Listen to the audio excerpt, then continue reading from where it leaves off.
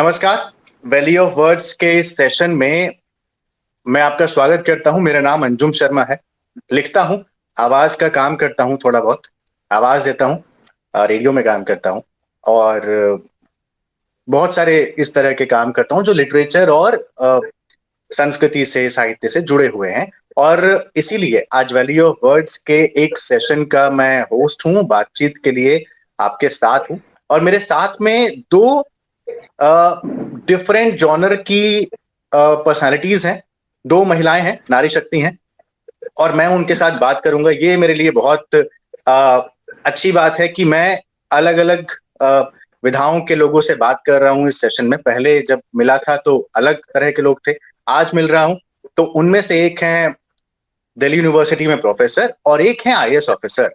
लेकिन दोनों के बीच में समानता ये है कि दोनों लिखती हैं और हिंदी में लिखती हैं, लेकिन ना तो वो हिंदी पढ़ाती हैं और ना प्रशासन का जो काम है वो उसकी पहली भाषा हिंदी है, तब भी हिंदी में लिखती हैं दोनों महिलाएं।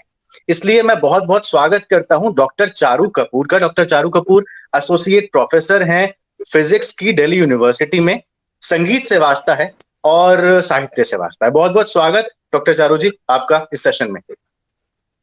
नमस्कार।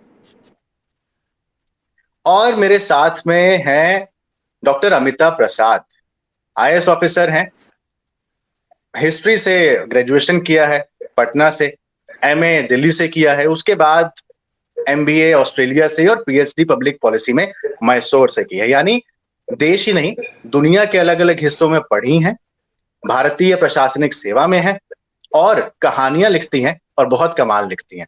आपका भी बहुत बहुत स्वागत डॉक्टर अमिता प्रसाद इस सेशन में।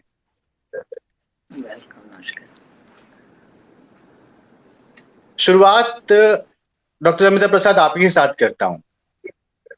प्रशासन की भाषा तो हिंदी नहीं है, फिर हिंदी में कैसे लिखना शुरू किया? क्योंकि बहुत समय तो जब आप काम करते हैं तो हिंदी से वास्ता जो है आपका थोड़ा थोड़ा छूट जाता है, हाथ छूट जाता है। लेकिन ये अलग बात है कि आप पटना से जब आपने इतिहास किया होगा तो आपकी पहली भाषा जाहिर सी बात है हिंदी ही रही होगी। लेकिन बावजूद उसके जानना चाहता हूं कि आप हिंदी में लिखना आपने कब से शुरू किया? हिंदी मातृभाषा है तो फिर बिहार में तो हम लोग हिंदी ही बोलते हैं। इंग्लिश में पढ़ाई करते करते और फिर हिंदी में रुचि इसलिए थी क्योंकि घर में हिंदी बोली जाती है और मैं पहले स्कूल और कॉलेज में हिंदी में कहानियाँ और लेख लिखा करती थी जो कि पुरस्कृत भी हुई हैं। और उसके बाद तो मुझे हिंदी से समझो कि वास्ता ही टूट गया। मैं पहले बंगाल चली गई आईएएस में, उसके बाद मैं कर्नाटक चली गई और केवल हिंदी से तात्पर्य यही था कि ये राजभाषा रही। जब मैं एक टर्म के लिए दिल्ली वापस आई तो मैंने फिर हिंदी में लिखना थोड़ा बहुत शुरू किया, लेकिन क्रिएटिव राइटिंग नहीं कर पाती थी। तब मैंने सब्जेक्ट संबंध जो मैं डील करती थी उस पे किताबें लिखी और उसको राजभाषा विभाग से पुरस्कार भी मिला। मुझे पहला पुरस्कार नहीं दिया गया क्योंकि मैं आईएएस अधिकारी थी, तो सबने कहा आईएएस अधिकारी को प्रथम पुरस्कार नहीं दे सकते, तो मुझे द्वितीय पुरस्कार दिया गया। अच्छा। हिंदी में बोलती हूँ, हिंदी में सोचती हूँ, इसलिए हिंदी में लिखती हूँ। नहीं, बिल्कुल हिंदी में आप लिखती हैं, बहुत अच्छी चीज है। और वैली ऑफ वर्ड्स में तमाम भाषाओं के लेखक शामिल हुए हैं, जिसमें अंग्रेजी भी हैं, हिंदी भी हैं। और आप तो बंगाल में आपने सर्विस की है, बंगाल कैडर से हैं, बिहार में पढ़ाई की, फिर मैसूर में पढ़ाई की, ऑस्ट्रेलिया में पढ़ाई की, यानी बंगाली भी थोड़ी बहुत आपको आती होगी। और दक्षिण भारत में पढ़ाई की तो थोड़ा बहुत मुझे लगता है शायद ज्ञान वहां का भी हल्का फुल्का होगा ही आपको। मेरा सवाल ये है डॉक्टर अमिता, अंजू में एक चीज बता दो, कर्नाटका कैडर से हूँ, तो पिछले 5 साल और 30 साल से कर्नाटक में हूँ, तो कन्नड़ा में लिखना, पढ़ना, बोलना सब करती हूँ। इसलिए हिंदी थोड़ा बहुत बीच बीच में छूटती जाती है। अच्छा, माफी चाहूंगा, मैंने बंगाल कैडर आपको कह दिया, मैं कंफ्यूज कर गया शायद उस चीज को।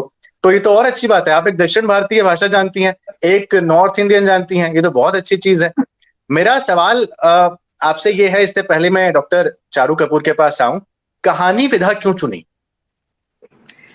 कहानी में आप थोड़े से में बहुत लोगों को जुड़ सकते हैं, दूसरों के मन की बातें जल्दी बता सकते हैं और कहानियां लोग रुचि से पढ़ते भी हैं। जब हम लोग छोटे थे तो उस समय में धर्मयुग और साप्ताहिक हिंदुस्तान दो पत्रिकाएं आया करती थी, और मेरा ख्याल है कि मैं उनसे प्रभावित हुई होंगी उस जमाने में, और इसलिए मैंने कहानी चुनी। सरल है, सहज है, लोगों के मन को जल्दी छूती है।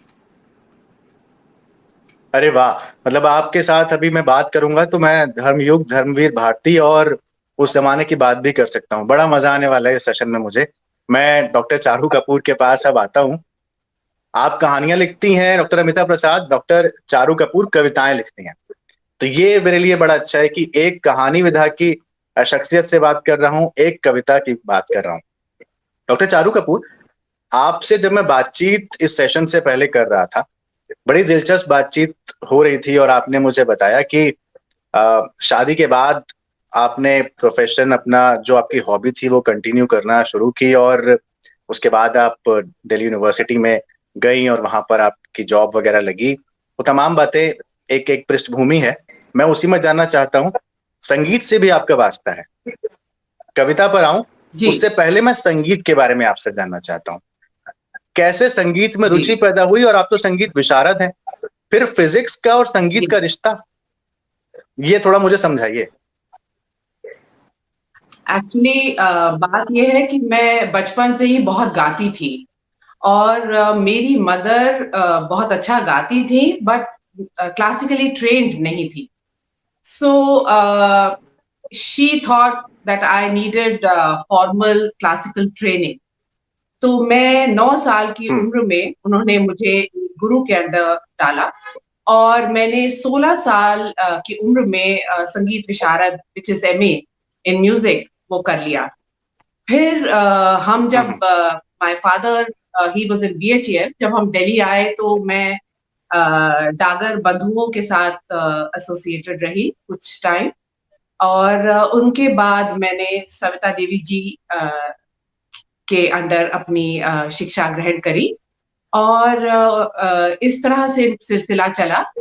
बट क्योंकि मैं फिजिक्स पढ़ा रही कि मैं पीएचडी कर रही थी और रिसर्च पेपर्स लिख रही थी, और मैं अब्रॉड भी जाती थी, कुछ दौरान एक ब्रेक आ गया, और जब मैं म्यूजिक इतनी अच्छे से परसू नहीं कर पाई, बट देन मैंने उसे रिवाइव किया, और अब मैं अपने प्रोग्राम्स करती हूँ इंडिया इंटरनेशनल सेंटर में और अलग अलग जगह पे, और एक थीम चूज करती हूँ, और उनके उस थीम के इर्द गिर्द मैं गजलें और गाने चूज करती हूँ और उनको प्रेजेंट करती हूँ। सो ये म्यूजिक मेरा एक बहुत ही सीरियस पैशन है, और बिसाइड्स पोएट्री, पोएट्री मैं जो है स्टूडेंट भी लिखती थी when I was in saint Stephen's college. तो तब भी मैं लिखती थी, पर उस समय जो मैच्योरिटी थी और उसके टॉपिक्स अलग होते थे। बट देन जब मैंने अब लिखना शुरू करा, अपना मैंने एक पेज क्रिएट करा, कुछ एहसास मेरे पेज का नाम है, और उस पर मैं अपनी कविताएं पोस्ट करती हूँ। कई जगह ये छपती भी हैं, एक कुछ जर्नल और मैगजीन्स और न्यूज़पेपर्स में भी ये छपी हैं, और मुझे कुछ अवार्ड्स भी मिल गए, तो मुझे लगा मैं ठीक जा रही हूँ, मैं ठीक लिखती हूँ। लोग मुझे मैसेजेस भेजते हैं और मुझे आशीर्वाद देते हैं, प्यार देते हैं, तो मुझे बहुत अच्छा लगता है कि अपनी फील्ड से हट के लोगों ने मैंने जब किसी और फील्ड में कदम रखा है और एक्सेप्टेंस लोगों की मिली है, प्यार आशीर्वाद मिला है, then you feel very nice कि you are going right. And मैं लास्ट ईयर भी लिटरेरी फेस्टिवल्स में गई, और इस बार भी मुझे वैली ऑफ वर्ड्स में ये मौका दिया गया। I am thankful to mister Chopra. तो इस तरह से मेरी जर्नी रही है, और बहुत सुंदर जर्नी रही है। जी, मैं यहाँ पर जो भी लोग हमें देख रहे हैं, इस फेस्टिवल के तमाम दर्शकों को ये बता दूं कि डॉक्टर चारू कपूर को 2020 का इंडियन वुमेन अचीवर्स अवार्ड मिला है एशियन लिटरेरी सोसाइटी की ओर से। तो ये उनके जितने भी सम्मान है उसमें एक इजाफा है और ये बड़ा सम्मान है, तो उसके लिए वैली ऑफ वर्ड्स की ओर से भी डॉक्टर चारू कपूर को बहुत बहुत बधाई। मैं डॉक्टर अमिताभ प्रसाद आपके पास आना चाहूंगा, आपसे ये जानना चाहूंगा कि प्रशासन में, एडमिनिस्ट्रेशन में जब आप होते हैं, महिलाओं को बहुत सी दिक्कतों का सामना करना पड़ता है, आपने भी की होंगी, जाहिर सी बात है। बहुत सी पेट्रियार्की सोसाइटी है, इसमें कोई दो राय है नहीं। आज भी मैं भी आपसे बात कर रहा हूं तो मैं एक्सेप्ट करता हूं कि मेरे भी दिमाग में कहीं ना कहीं वो जो समाज की बनाई हुई धारणाएं हैं कहीं ना कहीं वो होंगी, हालांकि मैं नहीं मानता हूं, वो अलग बात है, लेकिन एक होता है, ये एक्सेप्टेंस है और ये करना चाहिए, सब हर पुरुष को करना चाहिए। कहानियों में आप जब आधुनिक जीवन की बातें लिखती हैं, मॉडर्न डे लाइफ की बातें लिखती हैं, क्या जो आप देखती हैं एडमिनिस्ट्रेशन में आपने जो महसूस किया होगा या एक महिला होने के नाते घर परिवार में समाज में महसूस किया होगा, एज इट इज लिख देती हैं या कुछ काल्पनिक चीजों का मिक्सचर उसमें होता है? मैं जो सोचती हूँ, the very important thing is what is a woman want. आज ही देखिए, जैसे कि वाइस प्रेसिडेंट अमेरिका में कमला हैरिस आई हैं, she has become a reference point, and उसके पहले भी बहुत पॉलिटिकल लीडर्स रही। Finally what counts, your choice and your voice. मतलब मैं इस चीज को बिल्कुल मानती हूँ कि आपने जो चुनाव किया अपने जीवन के बारे में, वो बहुत जरूरी है, और दूसरा, आप उसके बारे में बोल सकते हैं कि नहीं। बहुत सारी चीजें, बड़ी अच्छा वाकया बताती हूँ आप लोगों को। जब मैंने सर्विस ज्वाइन की थी और बंगाल में मैं जब गई और एसडीओ बन के गई, तो लोगों ने देखा इतनी छोटी सी एक लड़की आई है, और जैसे होता है कि जैसे जो दादा किस्म के लोग थे ऑफिस में, उन्होंने आके मुझे कहा ये नहीं हो सकता, वो नहीं हो सकता। मैंने कहा पहले दिन ही बिल्ली मार लेनी चाहिए। तो मैंने उनको कुछ झड़प के कुछ कहा, तो वो समझ गए कि लड़की होना या ऑफिसर होना या वो सारी चीजें अलग अलग हैं। और बंगाल में एक चीज था कि वो कभी मुझे मैडम करके नहीं बुलाते थे, हमेशा सर। और उनका ये कहना था कि हम कुर्सी को संबोधित कर रहे हैं, उनको आदत ही नहीं थी महिला अफसर को देखने की। 35 सालों में बहुत कुछ बदल गया है, whatever we see. The main attitude has also changed, even the politicians have changed. मुझे याद है जब मेरी एक बार पोस्टिंग हुई थी, तो सारे लोग, सारे एमएलए, 16 एमएलए, और मैं यहाँ पर बिल्कुल आराम से कह सकती हूँ इस मंच पे, 16 एमएलए चीफ मिनिस्टर से जाके मिले, कर्नाटक की बात है, और उन्होंने कहा महिला अधिकारी नहीं चाहिए, क्योंकि हम महिला अधिकारी से बात नहीं कर पाएंगे, वो हमारी बात नहीं समझेंगी। और चीफ मिनिस्टर ने कहा नहीं, हम इस तरह का कोई भी दबाव नहीं चाहते, हमने उनकी पोस्टिंग कर दी है।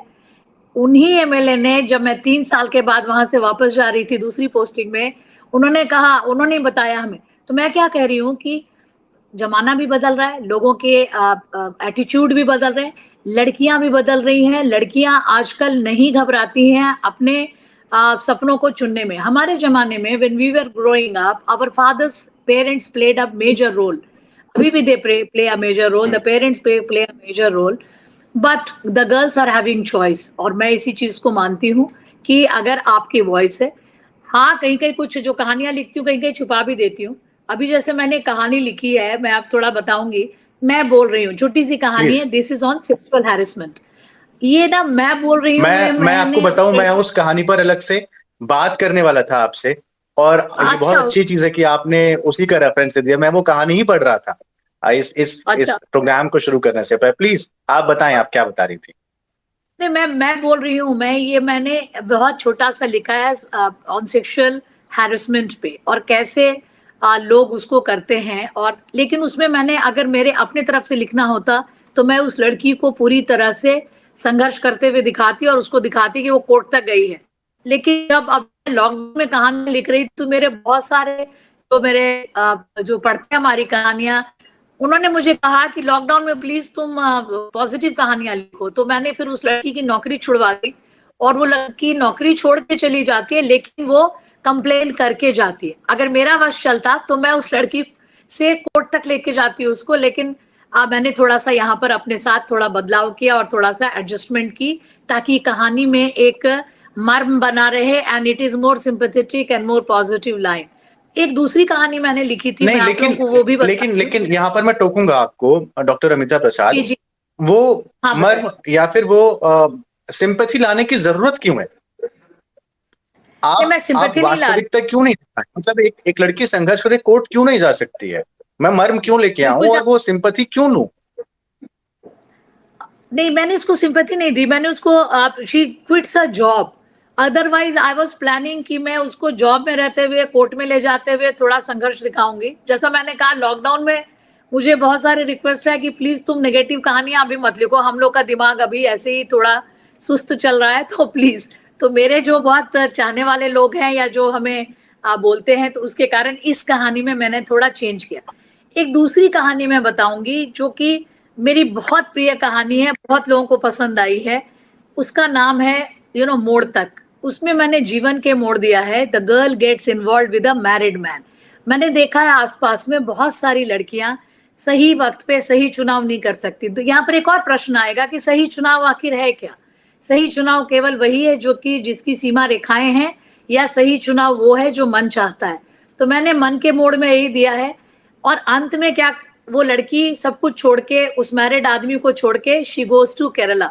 तो मेरे 2-4 जो पढ़ने वाले लोग हैं, उन्होंने मुझे लिख के भेजा कि केरल में जाके फिर उसका क्या हुआ, क्या वो अकेले रह पाई, या क्या उसने फिर से कुछ अपना अलग से सोचा। तो जो सोच भी है समाज की, समाज भी जो सोचता है वो ये सोचता है कि लड़कियों को एक संबल रहे, they should be supported. I think the society still needs to मैं हमेशा बोलती हूँ, ये मेरा बड़ा फेवरेट सा लाइन है कि लड़कियां तो 21वीं शताब्दी में पहुंच गई, और ये लड़के या पुरुष, बहुत सारे पुरुष ये सुन रहे होंगे, उनको अच्छा नहीं लगेगा मैं ये बोल रही हूँ, लेकिन मेरा ये मानना है कि जो समाज की सोच है अभी और थोड़ी आगे बढ़नी है। अकेली लड़की को देखकर ठीक जो है। पहला सवाल यही सोचते हैं मन में कि वो क्या कर सकती है, वो क्या करेगी। तो ये थोड़ा सा बदलाव की आवश्यकता है। और मैं आई ऑलवेज बिलीव कि one should tell the story everywhere, you one should tell the ठीक है story, because that is the only way, that is only way. जी।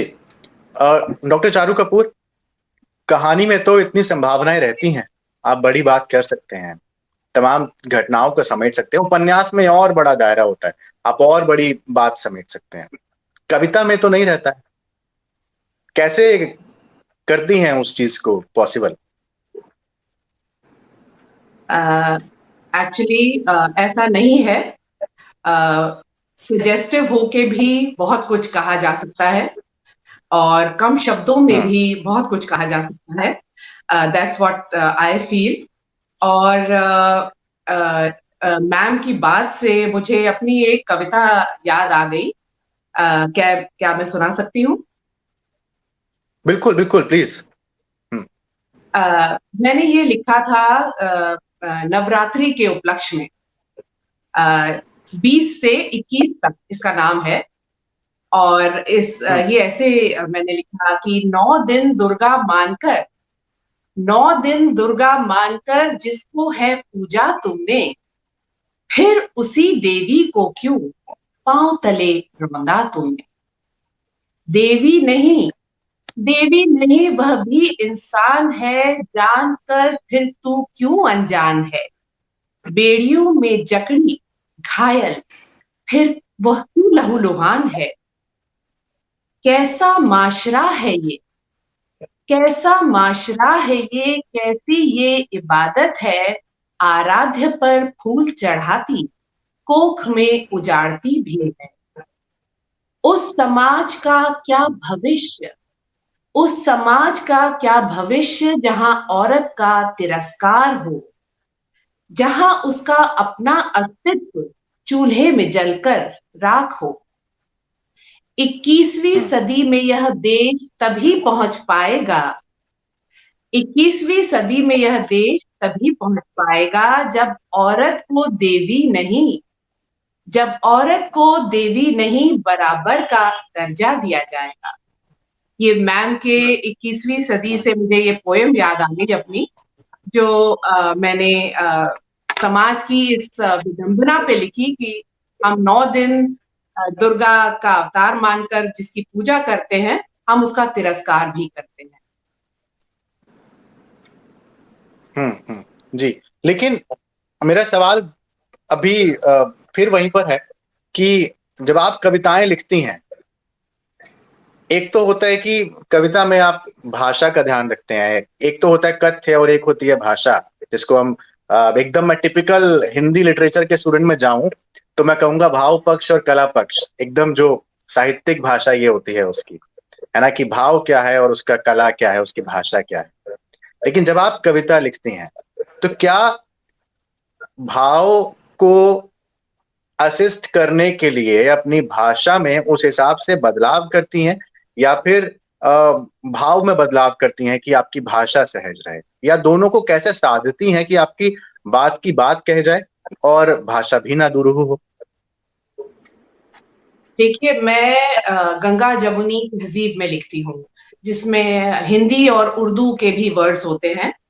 और क्योंकि उर्दू में शुरू से शेरो शायरी और गजलें गाती थी, तो मुझे उर्दू का बहुत शौक था। सो मेरी पोएम्स में आपको उर्दू के वर्ड्स बहुत मिलेंगे। जहाँ तक फीलिंग्स का सवाल है, मैं एक बहुत ही सिंपल पर्सन हूँ, और मैं सोचती हूँ वही सहज भाव जो मन के उद्गार हैं, जो निकलते हैं, उन्हीं को मैं पेपर पे लिख देती हूँ। और चाहे वो मैंने बहुत से कंटेम्प्ररी इश्यूज पे लिखा, ऐसा नहीं है कि पोएम में उस इशू को समेटा नहीं जा सकता। मैंने पुलवामा अटैक पे लिखा, मैंने साबरीमाला इशू पर लिखा, मैंने ट्रिपल तलाक पर लिखा, मैंने राइट टू डाई पर लिखा। एंड ऐसे बहुत से मिसिंग 54 जो हमारे 54 मिसिंग सोल्जर्स हैं, जिनका पता नहीं है 1971 इंडो पाक वॉर के बारे में के बाद, तो उस इशू पर भी लिखा। इराक किलिंग्स पर लिखा। सो ऐसा नहीं है कि कविताओं में आप एक इशू को समेट नहीं सकते।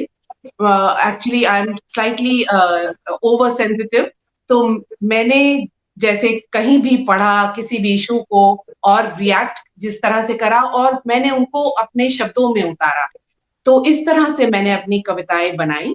हाँ, आप जिस तरह से कह रहे हैं, ख्याल रखना पड़ता है, बट मैंने बहुत सहजता से अपना सब कुछ कहा है, और शायद इसीलिए लोग कहते हैं कि हमारे मन को छू जाता है, क्योंकि दिल से बात निकली हुई दिल तक पहुंच ही जाती है।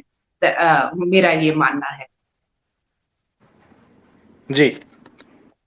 डॉक्टर अमिता प्रसाद, वापस आपके पास आऊंगा और ये जानना चाहूंगा, समय मिल जाता है प्रशासनिक कार्यों से, एडमिनिस्ट्रेटिव वर्क से दो चार होते हुए, जब आप कहानियां लिखती थी और अभी आप लिख रही हैं, समय मिलता है या निकालना पड़ता है, या बहुत मर्तबा ऐसा भी होता होगा ओवरफ्लो है काम का, ओवरबर्डन है काम का, और तब स्पॉन्टेनियस ओवरफ्लो वाली जो बात वर्ड्सवर्थ ने कही थी पोइट्री के बारे में, वो तो डॉक्टर चारू कपूर पे लागू होती है, लेकिन कहानी पर भी लागू हो जाती है, क्योंकि आप कहीं ना कहीं तो उन भावनाओं को समेट के रखते होंगे ना।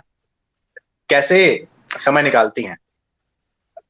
बिल्कुल आप सही बोल रहे हैं कि जब भावनाएं आती है तो रात को 2 बजे भी मन करता है कि उठ के लिख लूं, क्योंकि अगर आपके पास कुछ कौंधता है तो आप उसी समय उसको लिख लेना चाहते हैं। मैं तो ये कहूंगी कि समय निकालना पड़ता है। जब बच्चे छोटे थे तो बहुत सारी चीजें नहीं कर पाती थी, अब उनसे रिस्पॉन्सिबिलिटी नहीं है, तो अपने समय निकाल के शाम के समय या रात के समय जब भी बैठती हूँ तो फिर कहानियां लिख लेती हूँ। बहुत सारी चीजें मन में चलती रहती है, और एक संघर्षमय मन है, आसपास में सब कुछ इतना भरा, आप देख लेते हो कि क्या और कैसे है, तो मेरे ख्याल से समय जब आप चाहते हो तो मिल ही जाता है। अच्छा, आप कर्नाटक में, जी, आप कर्नाटका अगर मतलब जो आपका काडर है वहां की जी वुमेन की स्थिति, दक्षिण भारतीय महिलाओं की स्थिति, और आपने इतना लंबा समय इस सेवा में बिताया है सर्विसेज में, और जहां से आप आती हैं, जहां से आपने खासकर बड़ी हुई और एमए आपने पटना से किया, बहुत अंतर है दोनों संस्कृतियों में, दोनों की लिविंग में। कैसे आपको लगता है क्या करना चाहिए एक खुद को पहचान देने के लिए, जैसे आपने दी, अपने आप को नाम दिया, आपके आगे आईएएस लगा हुआ है, आप कविताएं कहानियां लिख रही हैं, एक साधारण महिला जो बिहार में रहती है और एक बंगाल में रहती है, और एक साधारण महिला जो कर्नाटका के किसी गांव में रहती है या आप ही के डिस्ट्रिक्ट में रहती है, दोनों को एक दूसरे से क्या सीखना चाहिए, या फिर आपको क्या अंतर नजर आता है? बहुत ही अहम सवाल है आपका अंजुम जी, ये बहुत ही इंटरेस्टिंग है। देखिए, मैंने बिहार से पटना में बीए किया, फिर मैं आगे की पढ़ाई करने के लिए एमए और एमफिल करने मैं दिल्ली आ गई। जब मेरा ये चेंज हुआ ना, तब मुझे भी लगा कि बहुत सारे बदलाव आते हैं। जैसे मुझे भी यहाँ एडजस्ट करना पड़ा पटना से दिल्ली आने में।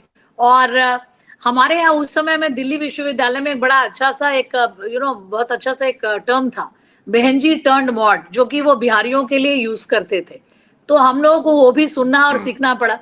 लेकिन एक चीज है, कभी भी आप अगर अपने आप को छोटा ना समझें, तब आप आगे बढ़ सकते हो। औरतों की स्थिति में बिहार में थोड़ा पीछे हैं, क्योंकि एजुकेशन की उसकी सुविधाएं पहले नहीं थी, अब है। साइकिल मिल रहे हैं लड़कियों को और लड़कियां आगे जा रही हैं।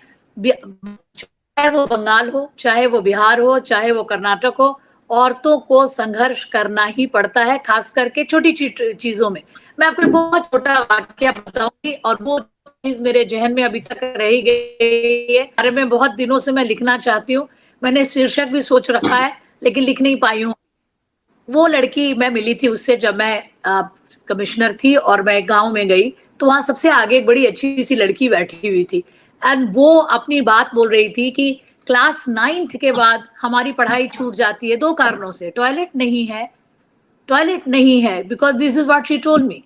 और दूसरा उसने कहा कि हमारे पास आने जाने के साधन नहीं है, हमें 8 किलोमीटर आना पड़ता है ना, टॉयलेट नहीं है और 8 किलोमीटर आना पड़ता, बस नहीं है। तो अगर ये सुविधाएं मुहैया की जाए तो अभी तो I must thank the government की साइकिल भी दे रहे हैं हम और आगे भी बढ़ा रहे हैं। मैं ये बोलना चाहती हूँ कि औरतों के जज्बात में डिफरेंस नहीं है। अपॉर्चुनिटी जहां मिली है, लड़कियां आगे बढ़ी हैं। साउथ में एक ऐसा सोचा जाता है कि साउथ में ज्यादा पढ़ाई लिखाई है तो जो लोग ज्यादा मॉडर्न हैं। तो जहां मैं तो बस एक यही बात मानूंगी कि अगर अपॉर्चुनिटी मिली है तो उसको फिर कोई रोक नहीं पाया है। जी जी। किसी को भी और आप नहीं आपको रोक अपॉर्चुनिटी सकते हैं, मिली? खास करके मुझे तो बहुत और अपॉर्चुनिटी आपको अपॉर्चुनिटी मिली लिखने की, जब मिली तो आपने खुद को नहीं रोका, ये बहुत बड़ी बात है। बिल्कुल। और देखिए क्या है कि जब हम आसपास जाते हैं, मैं विमेन एंड चाइल्ड की सेक्रेटरी थी कर्नाटक में, और every day we used to see what type of things people have to follow. Transgender आते थे मिलने के लिए, उनको क्या चाहिए, हमने उनकी पहली पॉलिसी बनाई, विमेन पॉलिसी बनाई।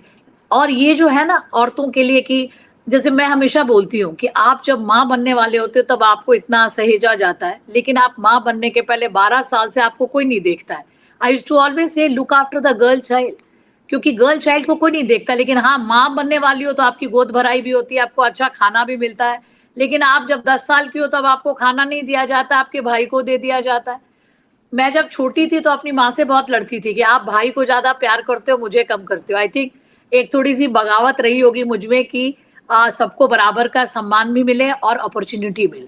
मुझे लगता है कि कहीं पर भी अगर अपॉर्चुनिटी है, we should grab it. Either वो लड़का हो या लड़की, दोनों में से। लड़कियों को थोड़ा ज्यादा, लड़कों को थोड़ा कम, क्योंकि क्या है, हमें जब वो एक निकल जाते हैं तो वो एक इशू है, हमें 2 कदम चलना पड़ता है हर समय। हमारा 2 कदम उनके सही एक के बात बराबर है। जी जी। डॉक्टर चारू कपूर, जिस अपॉर्चुनिटी की डॉक्टर प्रसाद बात कर रही हैं, आपको तो वो अपॉर्चुनिटी आपने तो ग्रैब की, बहुत साथ आपको अपने परिवार का भी मिला, जितना मैं आपसे बात करके जान पाया, खासकर आपके हस्बैंड का। और आपने उसके बाद, शादी के बाद, बहुत सी चीजें हासिल की, और संगीत और कविता में जो अलग से आपने मकाम बनाया पढ़ाई के अलावा। मैं एक उस लिहाज से तो मैं जानना ही चाहूंगा, घर के लिहाज से। लेकिन मैं जिस यूनिवर्सिटी में आप पढ़ाती हैं, देश की जानी मानी यूनिवर्सिटी है, और जिस सब्जेक्ट को आप पढ़ाती हैं, वहां की जो जेंडर रेशो है, खासकर उस सब्जेक्ट का, साइंस सब्जेक्ट्स का जो जेंडर रेशो है, वो उस हवाले से भी मेरा ये सवाल है कि कितना चेंज आप देख रही हैं आज के समय में स्त्रियों की शिक्षाओं को लेकर, और खासकर जब उनमें साइंटिफिक अप्रोच पैदा करने की बात आती है और वो फिजिक्स जैसा सब्जेक्ट लेती हैं तो? देखिए, क्लास में गर्ल्स की संख्या काफी कम तो होती ही है. In a class of 100 you have say about 10-12 लड़कियां होती हैं in in a subject like physics.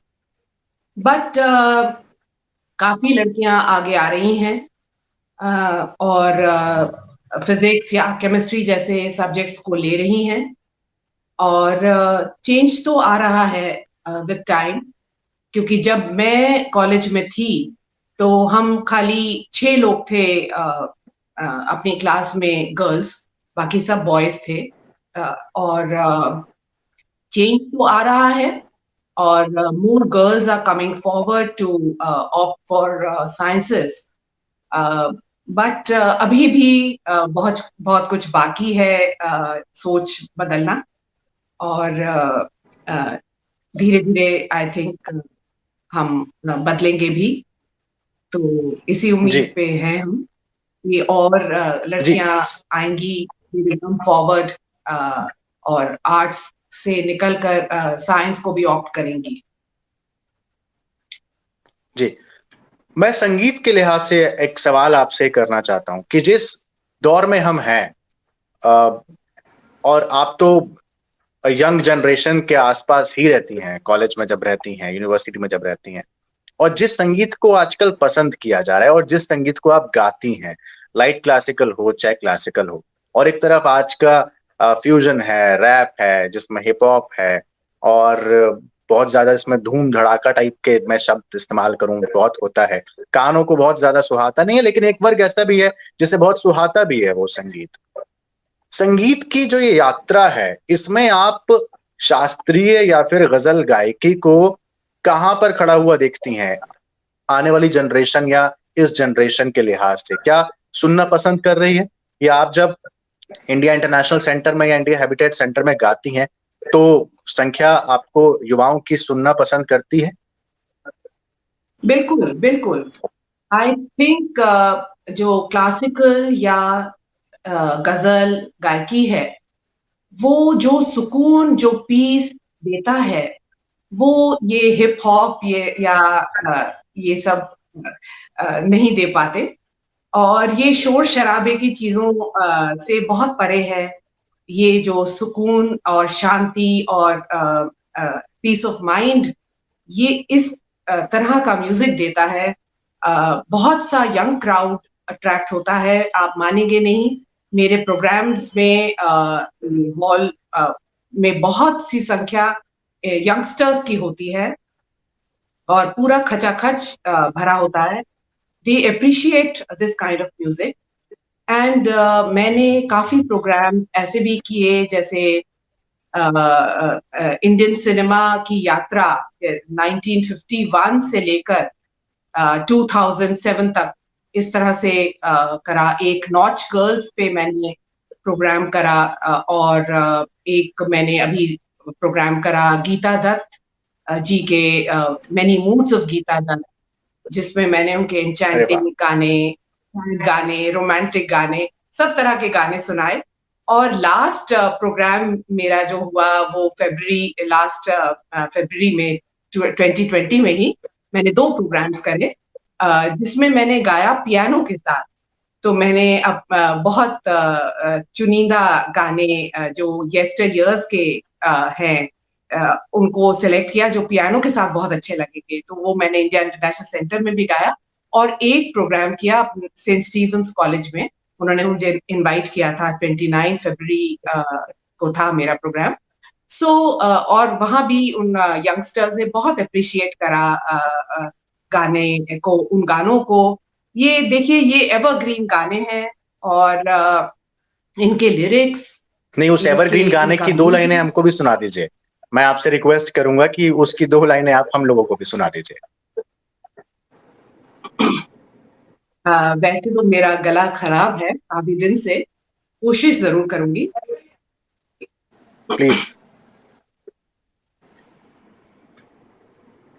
मेरे जान, मुझे जानत हो मेरी जान, मेरी जान, मेरी जान, मुझे जानत हो मेरी जान, मेरी जान, मेरी जान, जान कहो अनजान मुझे, जान कहाँ रहती है सदा, अनजाने क्या जाने, जान से जाए कौन भला,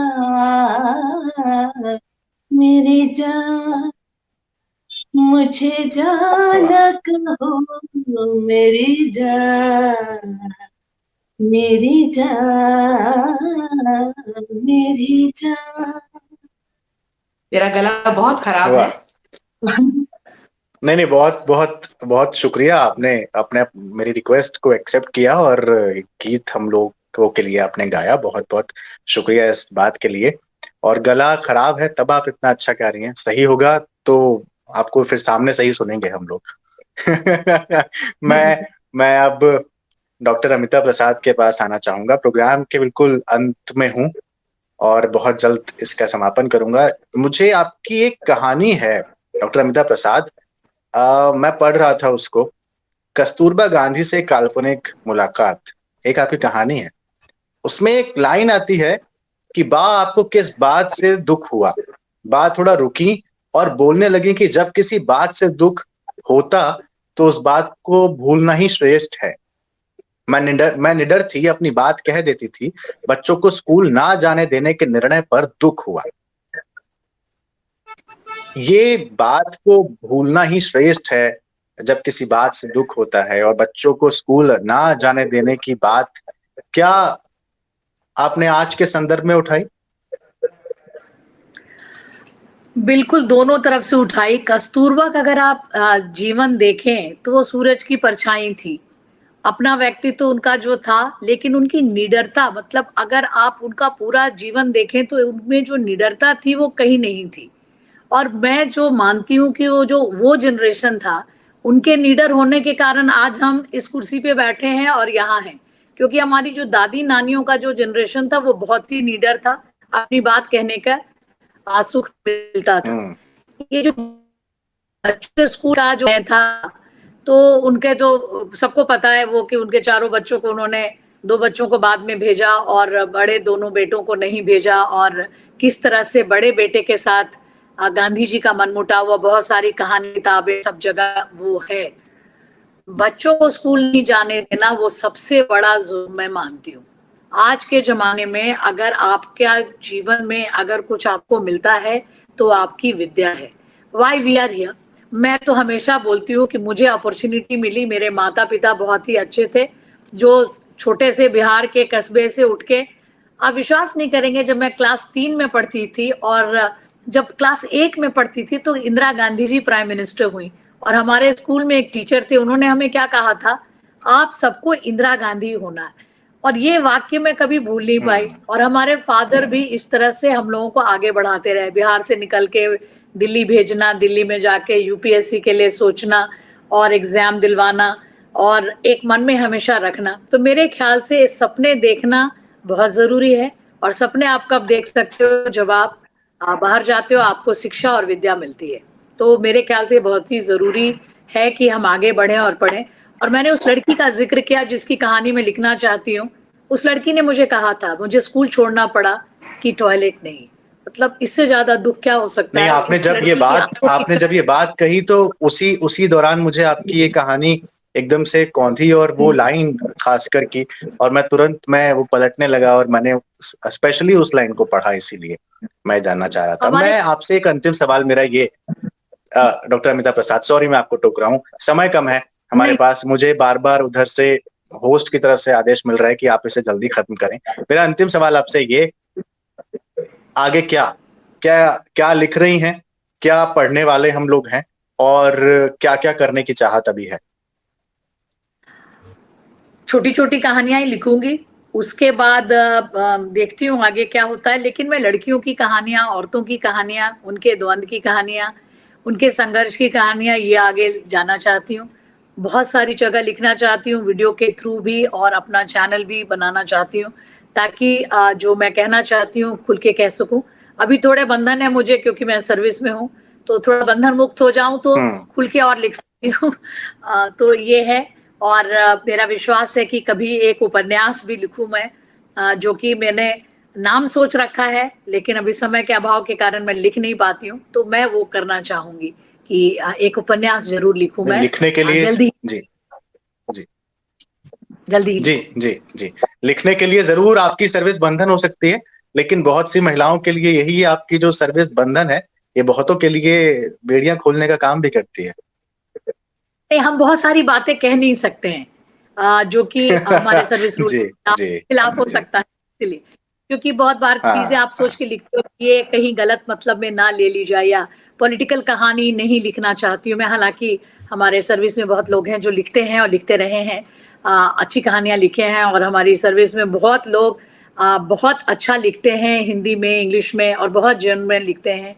तो ऐसा बंधन नहीं है, परमिशन लेके आप लिख सकते हो, लेकिन एक थोड़ा सा लगता है कि कहीं उस बात निकले। तो मैं तो बस इंतजार कर रही हूँ कि ठीक है जब बंधन मुक्त होके लिखूंगी तो ज्यादा लिख पाऊंगी। ठीक है जी। डॉक्टर चारू कपूर, क्या अभी लिख रही हैं? आगे क्या गाने की योजना है? मुझे तो लग रहा है आप तो निसंदेह मंच को मिस कर रही होंगी, जहां आप कविताएं पढ़ सकती हैं, जहां आप गा सकती हैं। तो कोविड खत्म हो, शायद आप तो उस चीज का तो इंतजार कर ही रही होंगी। अभी और क्या चल रहा है, और क्या पढ़ना और सुनना हम एक्सपेक्ट कर सकते हैं? देखिए, कोविड के दौरान जब लॉकडाउन हुआ तो मैंने कोविड पर बहुत सारी लॉकडाउन डायरीज लिखी, और मैंने उस हमारी लाइफ कैसे चेंज हो गई उस पर भी बहुत कविताएं लिखी। और आगे भी करंट इश्यूज पर, विमेन्स इश्यूज पर मैं लिखती रही हूँ और लिखती रहूंगी। और मैं आपको एक जाते जाते एक कविता अपनी सुनाना चाहूंगी, जिस पर मुझे 2019 का एशियन लिटरेरी सोसाइटी द्वारा वर्ड्समिथ अवार्ड मिला। Please please. अगर टाइम हो तो ये मैंने हाँ एक लेकिन मैं लव बहुत स्टोरी भी, हाँ प्लीज लव आप सुनाएं, स्टोरी लेकिन भी समय थी। बहुत कम है, इसलिए हाँ हाँ, जी बहुत जल्द ही सुनाऊंगी। एक जी अमलतास, एक ट्री होता है जिसके ऊपर मैंने लिखी, जिस हाँ पर पीले फूल आते हैं। और ये दिल्ली में मई जून में जब बहुत गर्मी होती है, तब ये खिलते हैं फूल, और जब ये गिरते हैं तो ये एक बहुत ही खूबसूरत नजारा होता है। इस पर मैंने अमलतास के ऊपर एक लव स्टोरी वीव करी, कि अमलतास को देख आज कुछ भूला बिसरा याद आया। अमलतास को देख आज कुछ भूला बिसरा याद आया, पीछे छोड़ चुके थे जिसको वही लम्हा सामने खड़ा पाया। चिलचिलाती धूप में जब पीले फूलों की चादर पर, चिलचिलाती धूप में जब पीले फूलों की चादर पर, एक दूजे की बातों में दोपहर गुजारा करते थे। कभी रूठते, कभी मनाते, कभी हंसते, कभी रुलाते, कभी गहरे सन्नाटों में आंखों से बातें करते थे। कभी प्यार उमड़ता तो चुपके से मेरे बालों में अमलतास के फूल तुम यूं ही सजाया करते थे। क्या वक्त था, क्या दौर था, क्या वक्त था, क्या दौर था, न भूख थी न प्यास थी, न मुस्तकबिल की फिक्र थी, बस एक मिलने की आस थी। वक्त बदला, मौसम बदले, सारा मंजर बदल गया, तुम्हारे साथ बीता हर एक पल गुजरा नहीं, ठहर गया। अमलतास के फूल शायद उन्हें भी कुछ याद दिलाए, अमलतास के फूल शायद उन्हें भी कुछ याद दिलाए, बरसों पहले मुंह मोड़ गए जो, वहीं रह गए हम पल के बिछाए। वहीं रह गए हम पल के बिठाए। ठीक, ये थी बहुत मेरी बहुत अमरता। शुक्रिया आप दोनों का, डॉक्टर चारू कपूर, डॉक्टर अमिता प्रसाद। मैं इस लाइन के साथ इस प्रोग्राम को खत्म करूंगा, जो डॉक्टर अमिता प्रसाद को जब वो फर्स्ट क्लास में थी तो कहा गया था कि आपको इंदिरा गांधी होना है। तो मैं यहाँ कहूंगा कि इंदिरा गांधी होने का अर्थ केवल प्रधानमंत्री होना नहीं है।